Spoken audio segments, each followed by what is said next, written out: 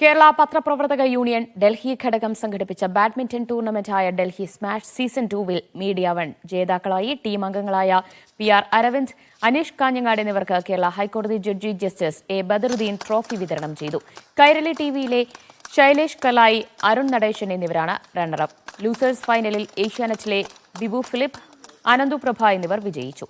സമ്മാന വിതരണത്തിന് ശേഷം ജസ്റ്റിസ് A ബദറുദ്ദീൻ ബാഡ്മിന്റണും കളിച്ചു. മാധ്യമപ്രവർത്തകർ സമൂഹത്തിന് ചെയ്യുന്ന നന്മ എന്ന് പറയുന്നത് വളരെ വലുതാണ്.